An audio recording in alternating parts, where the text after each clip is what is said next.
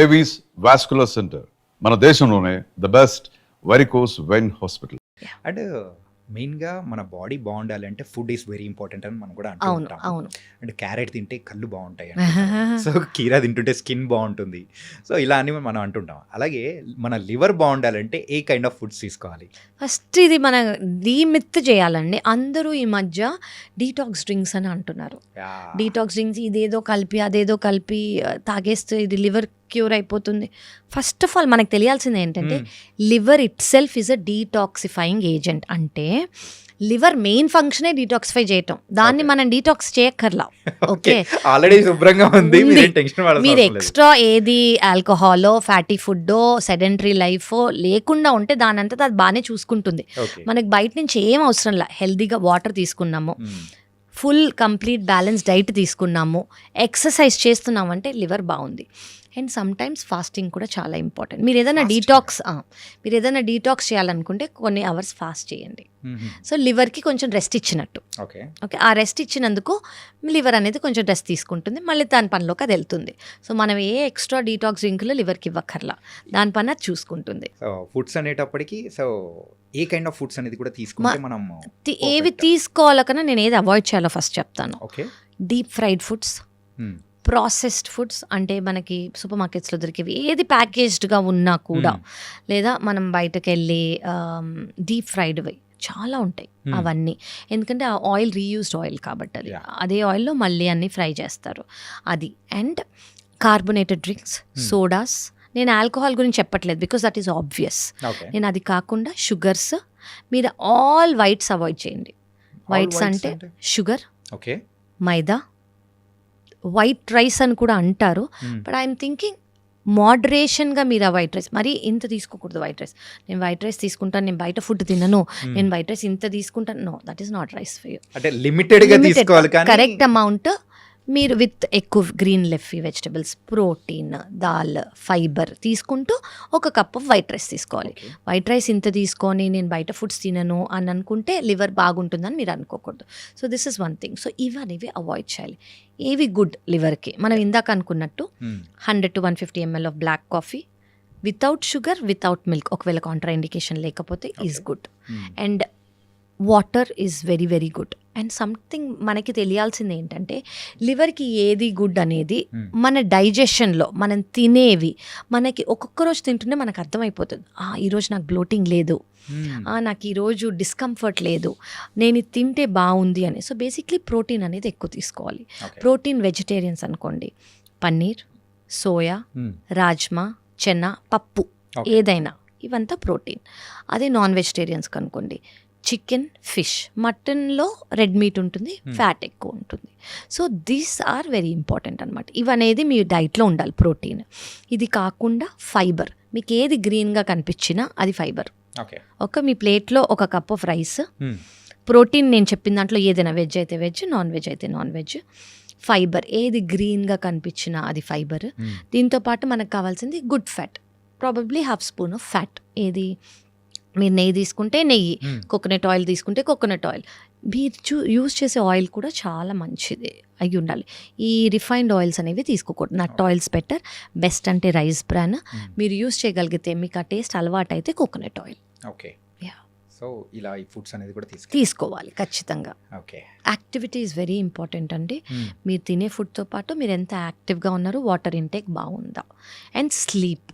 This is very very very important. అంటే మెయిన్గా అదే చాలా చిక్కులకు కూడా తీసుకొని వస్తుంది. అవునండి, అంటే చాలా మంది అసలు ఫస్ట్ ఆఫ్ ఆల్ ఫోన్తో పట్టుకొని పడుకునే ముందు ఒక 3 hours ఎడిక్షన్ అనేది ఎక్కువైపోయి స్లీప్ అనేది తక్కువ అయిపోతుంది. అది కూడా చాలా ఇంపార్టెంట్ లివర్ హెల్త్కి. సో యూజువల్గా అయితే sleep 8 hours, 7 to 8 hours. 6 is adequate. పిల్లలకైతే ఇంకా ఎక్కువ అవసరం. ఓకే, ఇందాక మీరు చెప్పేటప్పుడు ఫాస్టింగ్ గురించి కూడా చెప్పారు. అవునండి. సో ఈ ఫాస్టింగ్ గురించి కూడా కొంచెం చెప్తారా? షూర్ అండి. సో ఈ మధ్య మీరు చాలా కైండ్స్ ఆఫ్ ఫాస్టింగ్ వినుంటారు. క్రాష్ డైట్స్ వినుంటారు, కీటో అనో, పాలియో అనో, ఓన్లీ ఇంటర్మిటెంట్ ఫాస్టింగ్ ఈజ్. నన్ను అడిగితే నేను ఏది సజెస్ట్ చేస్తానంటే, ఇది చాలా స్టడీస్ మేము చేసిన స్టడీస్, ర్యాండమైజ్డ్ కంట్రోల్ ట్రయల్స్ కానివ్వండి, ఇంటర్మిటెంట్ ఫాస్టింగ్. అసలు ఇంటర్మిటెంట్ ఫాస్టింగ్ అంటే ఏంటంటే 24 గంటల్లో కొన్ని గంటలు తింటాం, కొన్ని గంటలు తినకుండా ఉండటం. దీన్ని మనం ఇంటర్మిటెంట్ ఫాస్టింగ్ అంటాం. కొంతమంది 14 గంటలు తింటారు, 8 గంటలు తినరు. అలా సో డివైడ్ అవుతాయి. మరీ అడ్వాన్స్ స్టేజ్లో 22 గంటలు తినరు, 2 అవర్సే తింటారు. అంత అవసరం లేదు. అది చాలామంది వెయిట్ లాస్ కోసం నేను అది సజెస్ట్ కూడా చేయను. ఓకే, సో ఈ ఇంటర్మిటెంట్ ఫాస్టింగ్ వల్ల స్టడీస్ చెప్తున్నవి ఏంటంటే ఇన్సులిన్ రెసిస్టెన్స్ అనేది ఉంటే అది తగ్గిపోతుంది. కొలెస్ట్రాల్ అబ్నార్మల్గా ఉంటే అది తగ్గిపోతుంది. దానివల్ల లివర్ సెల్ హెల్త్ అనేది చాలా ఇంప్రూవ్ అవుతుంది. అండ్ గ్లూకోజ్ స్పైక్స్ ఏవైతే ఉంటాయి, జనరలీ మనం తిన్నప్పుడు గ్లూకోజ్ స్పైక్ అయ్యి ఇన్సులిన్ రిలీజ్ అయ్యి మళ్ళీ గ్లూకోజ్ డౌన్ అయిపోయి మళ్ళీ ఆకలేసి ఈ క్రేవింగ్స్ అనేవి ఉంటాయి కదా, ఈ క్రేవింగ్స్ కూడా తగ్గిపోతాయి. సో ఇంటర్మిటెంట్ ఫాస్టింగ్ వల్ల స్టడీస్ చెప్పేవి ఏంటంటే ఫ్యాటీ లివర్ అనేది సిగ్నిఫికెంట్గా తగ్గుతుంది అని. So this is very good. Studies prove చేసినవి. కానీ మీరు తినే విండోలో మరి ఒక 3 బిర్యానీలు తినేయకూడదు. తినే విండోలో కరెక్ట్గా మీకు నచ్చినంత తినాలి. అప్పుడు కూడా హెల్తీ డైట్ మెయింటైన్ చేసుకుంటే ఫ్యాటీ లివర్ని చాలా, అంటే మేము ఇచ్చే మెడికేషన్స్తో పాటు ఇవి కూడా లైఫ్ స్టైల్లో మీరు ఇన్కల్కేట్ చేసుకోగలిగితే ఫ్యాటీ లివర్ అనేది ఖచ్చితంగా ఇంప్రూవ్ అవుతుంది. యూజువల్గా ఇంటర్మీడియట్ ఫాస్టింగ్ గురించి పక్కన పెట్టేసామంటే 1 వీక్లో నార్మల్గా ఫాస్టింగ్ ఏదైనా చేయాలి అని సజెస్టబుల్ మీరు చేయాలంటే ఏం సజెస్ట్ చేస్తారు? ఎలాంటివి what kind of? Okay, so ఒకటి మనం ఏం చేసుకోవచ్చు అంటే ఇప్పుడు ఫాస్టింగ్ మీరు చెయ్యాలి అని అనుకుంటే ఒకటే చేసుకోండి. కంప్లీట్ వన్ డే నేను చెప్తాను. మీరు ఆ 1 డేలో మీరు కావాలి అంటే ఫ్రూట్స్ తీసుకోండి. ఐడియల్ ఏం వాటర్ తీసుకోండి, ఒక పూట తినండి. ఓకే, కొంచెం రెస్ట్ ఇవ్వండి జస్ట్ ఫర్ లైక్ 8 hours కుదిరితే. చాలా మంది కదా, ఇప్పుడు చాలా మంది పొద్దున సాయంత్రం తింటారు, that is also fine. Okay, instead of 3 meal breakfast lunch dinner బదులు బ్రేక్ఫాస్ట్ స్కిప్ చేసుకోండి, లంచ్ డిన్నర్ చేసుకోండి. మీరు ఇంకా చేయగలరు అంటే లంచ్ కూడా స్కిప్ చేసుకోండి. దీనివల్ల అనేది ఏమవుతుందంటే మన బాడీలో ఇన్సులిన్ రెసిస్టెన్స్, మన బాడీలో గ్లూకోజ్ స్పైక్స్, మన బాడీ ఇది లివర్ కానివ్వండి, ప్యాంక్రియాస్, చాలా ఆర్గన్స్ అండి చాలా చాలా చాలా మీరు ఇందాక అన్నట్టు డీటాక్స్ అవుతాయి. ఓకే, సో అది న్యాచురల్ డీటాక్స్ మెకానిజం. అది మన ముత్తాతల నుంచి వచ్చింది. ఓకే, మన అమ్మమ్మలు తాతగారు అందరూ ఫాలో అవుతారు పర్టికులర్ డేస్లో ఫాస్టింగ్ అనేది. అది దాని రీజనే ఇది. చాలా స్టడీస్ ఏం ప్రూవ్ చేశాయంటే ఇది అందరి వల్ల కుదరదు, చాలా మనందరికీ చాలా ఇంపాసిబుల్. కానీ ఒక 36 hours ఫాస్ట్ చేయగలిగితే మన సెల్ అనేవి వాటంతట అవే రిపేర్ చేయడం స్టార్ట్ అయిపోతాయి. ఏ సెల్స్ అయినా బాడీలో సెల్స్.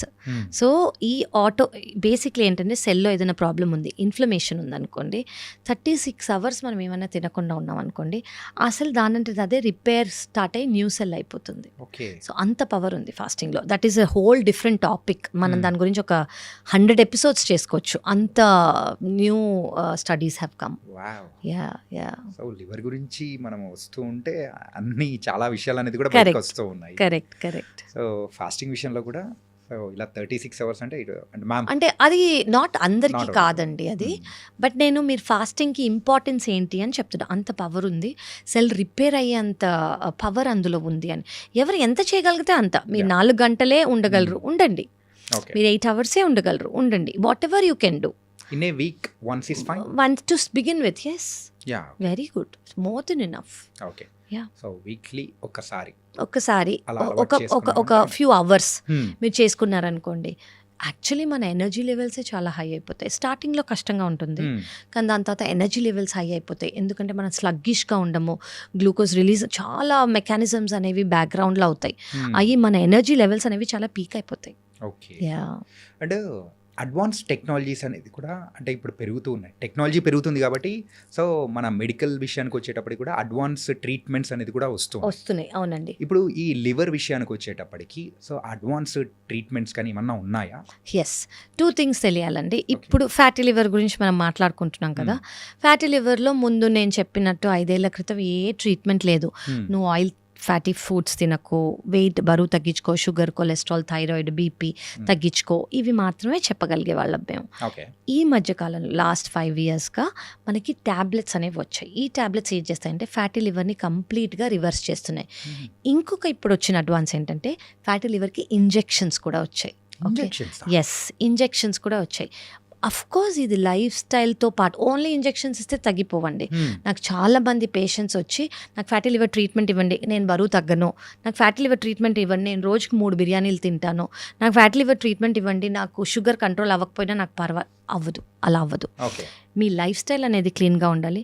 మీకు దేనివల్ల అయితే ఫ్యాటీ లివర్ వచ్చిందో దాన్ని అడ్రస్ చేస్తూ, ఫర్ ఎగ్జాంపుల్ బరువు వల్ల వచ్చింది అనుకోండి, బరువు తగ్గుతూ ఇంజెక్షన్స్ ట్యాబ్లెట్స్ తీసుకోవాలి. ఓకే. షుగర్ వల్ల వచ్చింది అనుకోండి, షుగర్ కంట్రోల్ చేసుకుంటూ ఇంజెక్షన్స్ ట్యాబ్లెట్ తీసుకున్నాం అనుకోండి, 100% ఎస్ ఇంజెక్షన్స్ వచ్చాయి, అవి యూస్ చేస్తున్నాము, దానివల్ల ఫ్యాటీ లివర్ అనేది రివర్స్ అవుతుంది. This is a new thing. Yes. Wow. అంటే ఇలాంటి అడ్వాన్స్డ్ టెక్నాలజీ, అంటే ఇంజెక్షన్స్ వచ్చాయి, టాబ్లెట్స్ అయితే 5 years బ్యాకే వచ్చాయి. అవునండి, సో అది ఇప్పుడైతే కొంతమంది యూస్ చేస్తున్నాం. మేము చాలా రెగ్యులర్గా ఇస్తున్నాం. సైడ్ ఎఫెక్ట్స్ ఏమైనా ఉంటాయా? చాలా తక్కువ అండి. అంటే ఇవన్నీ ర్యాండమైజ్ కంట్రోల్ ట్రయల్స్ తర్వాత వచ్చినవి కాబట్టి మనకి సైడ్ ఎఫెక్ట్స్ అనేవి చాలా తక్కువ.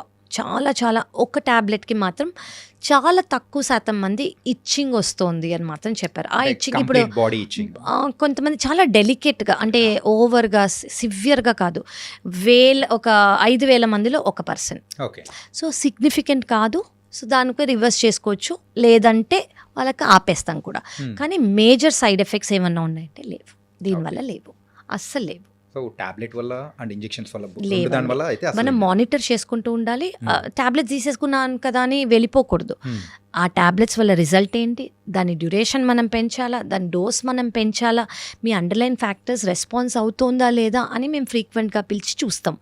అవి కూడా టాబ్లెట్ తీసుకునే అంత ముఖ్యం ఇవి. ఓకే. సో దానివల్ల మేము వచ్చాక ట్యాబ్లెట్స్ అనేవి ఇచ్చామనుకోండి, ఓకే బాగానే ఉంది అంటే అవి కంటిన్యూ చేస్తాము. కొంతమందికి 1 రోజులు సరిపోతుంది ట్యాబ్లెట్స్, కొంతమందికి 3 నెలలు ఇవ్వాల్సి వస్తుంది, కొంతమందికి 6 నెలలు ఇవ్వాల్సి వస్తుంది. సో ఇది వాళ్ళ కండిషన్ని బట్టి మనం కంటిన్యూ చేస్తాం అనమాట. కరెక్ట్. పర్సన్ టు పర్సన్ చాలా డిఫర్ అవుతుంది. కరెక్ట్. ఓకే. అండ్ ఈ లివర్ విషయం వచ్చేటప్పటికి సో చాలా మందికి చాలా అజంప్షన్స్ అనేది కూడా ఉంటాయి, భ్రమలు.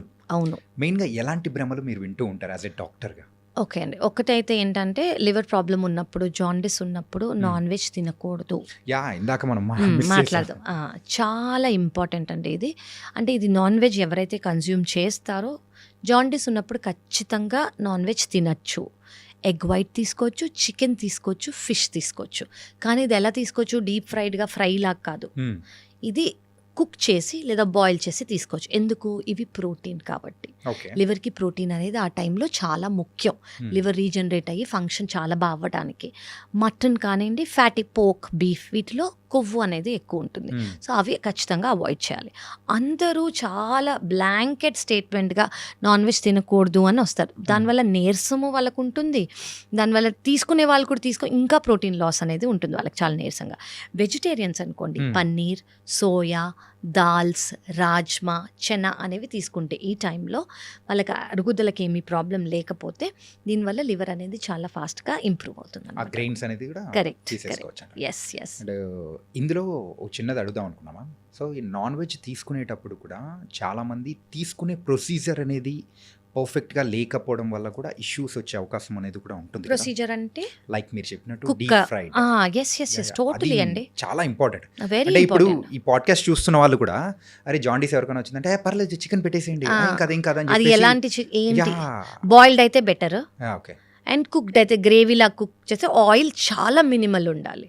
బేసిక్లీ ఫ్యాట్ అనేది తగ్గలకూడదు అనమాట. సో అది ప్రోటీన్ లాగే తీసుకోవాలి మనం. అది కూడా డెలికసీ లాగా జాండీస్ వచ్చినప్పుడు తీసుకోకూడదు. అది ట్రీట్మెంట్ లాగానే మనం తీసుకోవాలి ఆ టైంలో. ఓకే. ఎందుకంటే ఇది చాలా మంది కూడా ఏమంటారంటే అరే డాక్టర్ మేడం చెప్పేశారు అని చెప్పి వీడియో చూసిన తర్వాత పెట్టేస్తూ ఉంటారు. అందుకే చాలా స్ట్రిక్ట్ గా నేను చెప్తాను, ఫ్రైస్ తీసుకోకూడదు, బాయిల్డ్ అయితే better.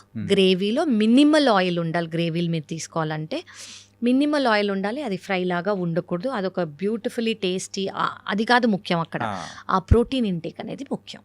Okay. And egg whites, yes, egg whites, chicken, fish, అవి ప్రోటీన్, అవి తీసుకోవచ్చు. లివర్ ట్రాన్స్ప్లాంటేషన్ విషయానికి వచ్చేటప్పటికి ఆ లివర్ అనేది కంప్లీట్గా డ్యామేజ్ అయ్యేంత వరకు కూడా మనకు ఆ సిమ్టమ్స్ అనేది కనపడదు అని చెప్పేసి మీరు అన్నారు. ఈ డ్యామేజ్ అయ్యే సమయంలో కూడా వేరే ఆర్గాన్స్ని కూడా డ్యామేజ్ చేసే అవకాశాలు ఏమన్నా ఉంటాయంటారా? ఉంటాయండి. సో లివర్ ఎఫెక్ట్ అయినప్పుడు కిడ్నీ ఎఫెక్ట్ అవుతుంది. కిడ్నీకి ఎఫెక్ట్ అంటే కిడ్నీ ఫెయిల్యూర్ లాగా కాదు, కిడ్నీ కొంచెం ఫ్లో అయ్యి ఎక్కువ. జనరలీ కిడ్నీ ఫంక్షన్ ఏంటి, బాడీలో ఏదైతే ఫ్లూయిడ్ ఎక్సెస్గా ఉంటుందో అది యూరిన్ ద్వారా బయటికి తీసేయటం, అవి అవ్వదు. కిడ్నీ కొంచెం ఎఫెక్ట్ అయ్యి కాళ్ళలో వాపు రావటము, యూరిన్ కొంచెం తక్కువ వెళ్ళటము, లంగ్స్లో వాటర్ రావటము, ఇవన్నీ స్టార్ట్ అవుతాయి అనమాట. అలాగే హార్ట్ కూడా ఎఫెక్ట్ అవుతుంది, బ్రెయిన్ కూడా ఎఫెక్ట్ అవుతుంది. బ్రెయిన్ ఎఫెక్ట్ అవటం అంటే చిన్న సిమ్టమ్ ఏంటంటే నిద్ర అనేది ఆపోజిట్ అయిపోతుంది. కొంతమంది నైట్లో నిద్రపోరు, పొద్దున నిద్రపోతారు. మనం జనరల్ ఏం చేస్తాం, పొద్దున పడుకోము, నైట్ ఈ స్లీప్ రిథమ్ అనేది ఆపోజిట్ అయిపోతుంది అనమాట. స్కిన్లో పిగ్మెంటేషన్స్ వచ్చేస్తాయి వాళ్ళకి, అంటే స్కిన్ డార్క్ అవ్వటము. దెన్ కళ్ళల్లో ఆఫ్ కోర్స్ మీరు జాండిస్ చూస్తారు, yellow colour of the ice, urine అనేది తక్కువ అయ్యే అవకాశం ఉంటుంది. దెన్ లంగ్స్లో వాటర్ వచ్చే అవకాశం ఉంటుంది. నిద్ర అనేది కొంతమంది చిన్నవి మర్చిపోతారు. సో ఇవన్నీ చాలా కామన్ సిమ్టమ్స్ అనమాట. ఇవన్నీ వాళ్ళు ఏమనుకుంటారు, ఓ నేను ఇలా ఎందుకు మర్చిపోయాను అని అనుకుంటారు. అది లివర్కి అట్రిబ్యూట్ చెయ్యరు, కానీ ఇవన్నీ liver related problems. And most important వాళ్ళు చూడకుండా అర్థమయ్యేది ఏంటంటే మజిల్ లాస్. వాళ్ళ మజిల్ లాస్ అనేది చాలా సిగ్నిఫికెంట్గా కనిపిస్తుంది అనమాట. That is very important. And stress and కొంచెం యాంగ్జైటీ ఇట్లా ఫీల్ అయ్యే వాళ్ళ, అంటే ఆ ఇష్యూస్ ఎవరికైనా ఉన్న వాళ్ళకు ఆ లివర్కి ఏమన్నా లింక్స్ ఏమైనా ఉన్నాయా? ఉన్నాయండి. అంటే మీరు లివర్ కన్నా ఎక్కువ నేను గట్ అని చెప్తాను. ఓకే, గట్కి బ్రెయిన్కి, అంటే మీరు stress and anxiety they are all related to a nervous system కదా. ఎమోషన్స్ 100% రిలేషన్ ఉందండి. అసలు ఈ మధ్య వచ్చే ఆ పాత కాలదంతా నేను ఇప్పుడు చెప్పను. ఈ మధ్య వచ్చిన స్టడీస్ ఏంటంటే good bacteria and bad bacteria. మన గట్ బ్యాక్టీరియా అనేవి యాంగ్జైటీలో కానివ్వండి, స్ట్రెస్లో కానివ్వండి, తక్కువ స్లీప్ ఉన్నా కానివ్వండి, లేదా ఈ యాంగ్షియస్ సిచ్యువేషన్స్లో కానివ్వండి, గుడ్ బ్యాక్టీరియా అనేది తక్కువ అయ్యి బ్యాడ్ బ్యాక్టీరియా అనేది పెరుగుతుంది. దానివల్ల ఆబ్వియస్గా సిమ్టమ్స్ ఏంటంటే, ఇప్పుడు కొంతమంది ఏదైనా టెన్షన్ మూమెంట్లో చాలా టెన్స్డ్గా ఉన్నారనుకోండి, వెంటనే బాత్రూమ్కి వెళ్ళాల్సి వస్తుంది. వాళ్ళకి చాలా టెన్షన్గా ఉన్నారనుకోండి, వాళ్ళకి పాల్పిటేషన్స్ వచ్చేసినప్పుడు వాళ్ళకి పొట్ట బ్లోటింగ్ గానో, మరీ ఎక్కువ ఆకలేయటమో, ఇవన్నీ చాలా కామన్. సో డైరెక్ట్ రిలేషన్షిప్, వాళ్ళకి డయేరియా అయినా అవుతుంది, కాన్స్టిపేషన్ అయినా అవుతుంది, కడుపు నొప్పి కూడా వస్తుంది కొంతమందికి. So of course they very very related. Summer start అవబోతుంది. అవునండి. యూజువల్గా సమ్మర్ టైంలో లివర్కి సంబంధించిన జాగ్రత్తలు తీసుకోవాలంటే మీరు ఏం చెప్తారు? అంటే మీరు ఏదైనా హైడ్రేషన్ ఇస్ ఇంపార్టెంట్ అండి. సమ్మర్లో మనం చూసుకోవాల్సింది ఏంటంటే హైడ్రేషన్. సెకండ్ ఇంపార్టెంట్ మ్యాంగో అందరికీ ఫేవరెట్, అందరూ తీసుకోవచ్చు షుగర్ లేదు అంటే, అంటే కాంట్రా ఇండికేషన్ లేని వాళ్ళు, కానీ ఇన్ మోడరేషన్, ఎందుకంటే అందులో చాలా షుగర్ ఉంటుంది. సో అది స్టోర్ అయిపోతుంది అనమాట మన బాడీలో ఫ్యాట్ లాగా. సో మీరు తీసుకోవాలంటే జస్ట్ మినిమల్గా తీసుకొని మిగతాది అనేది అవాయిడ్ చేయండి. ఆ టేస్ట్ అనేది ఖచ్చితంగా ఎంజాయ్ చేయండి. Don't miss it because it's a beautiful fruit, కానీ ఎక్సెస్ తీసుకోవద్దు. లివర్కి సంబంధించి జాగ్రత్తలు ప్రైమరీగా చెప్పాలి అని అంటే అంటే ఎవరికైనా పేషెంట్స్కి మీరు ఫస్ట్ ఏం చెప్తారు? సో బేసిక్లీ ఏంటంటే హైడ్రేషన్ అనేది చాలా ఇంపార్టెంట్. సెకండ్ థింగ్ ఏంటంటే యాక్టివిటీ, మీరు ఏది చేయగలిగితే అది, వాకింగ్ కానివ్వండి, జాగింగ్ కానివ్వండి, treadmill, yoga, what ever it is, activity అనేది చాలా ఇంపార్టెంట్. థర్డ్ థింగ్ ఏంటంటే మీకు ఒక బ్యాలెన్స్డ్ మీల్ ఉండాలి. కార్బోహైడ్రేట్స్ అనేది ఒక గుప్పెడు ఇంతే రైస్ ఉండాలి. మీ వెజిటబుల్స్, మీ ప్రోటీన్, మీ ఫైబర్, ఇది మీ ప్లేట్లో ఉండాలి. ఓన్లీ రైస్ ఇంత తినేసేయటము, మిల్లెట్స్, ఏ ఫార్మ్ ఆఫ్ కార్బోహైడ్రేట్ అయినా కూడా, నేను రైస్ తినట్లేదు, నేను బ్రౌన్ రైస్ ఇంత తింటాను, మిల్లెట్స్, నో, అన్ని కార్బోహైడ్రేట్సే. వాటన్నిటి వల్ల గ్లూకోజ్ స్పైక్ అవుతుంది.